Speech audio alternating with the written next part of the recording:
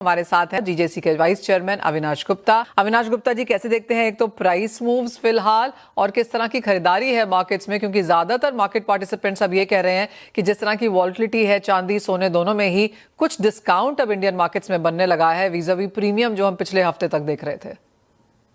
नमस्कार मनीषा जी। आपने जैसे बोला है कि एक स्टेबलाइजेशन की तरफ मार्केट बढ़ता हुआ नजर आ रहा है और जब स्टेबलाइजेशन आता है, वोलेटिलिटी कम होती है, तो डिस्काउंट्स नेचुरल होता है कि इंडियन मार्केट में आ जाते हैं, क्योंकि प्रॉफिट बुकिंग भी आती है और साथ की साथ थोड़ी सी बाइंग स्टॉप होती है, तो उस वजह से डिस्काउंट्स डेफिनेटली देखने को मिले हैं। लेकिन एक सबसे बड़ा एडवांटेज यहाँ पर ये देखने को मिला है कि जिन कंज्यूमर्स को जो ऊंचे दाम के अंदर आते आते चांदी के अंदर लोग खरीदने में पीछे हट रहे थे, वो वापस बाजार में आ रहे हैं।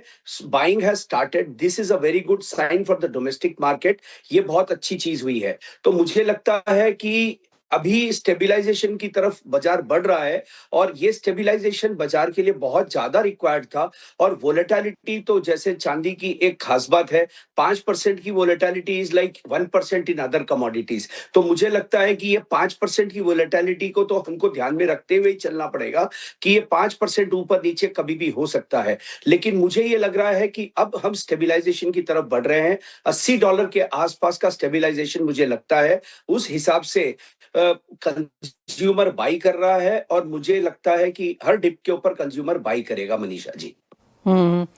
प्राइसेस में आपको क्या नजर आता है? जैसे आपने कहा 4-5% की अप मूव यहाँ पर, वॉल्टिलिटी बेसिकली यहाँ पर देखने को मिलेगी, लेकिन एक near term longer term target जिसके साथ आप काम कर रहे हो?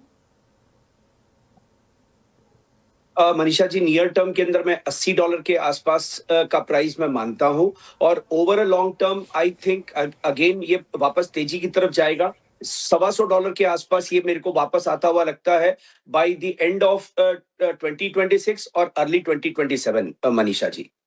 ऑलराइट। साथ ही साथ गोल्ड में किस तरह की बाइंग फिलहाल देखने को मिल रही है? क्या अभी भी यहाँ पर ज्यादातर इन्वेस्टमेंट बाइंग ही है या फिर लोग अब यहाँ पर निकल के ज्वेलरी भी लेने लगे हैं? मनीषा जी, नहीं, गोल्ड के अंदर ज्वेलरी बाइंग है स्टार्टेड।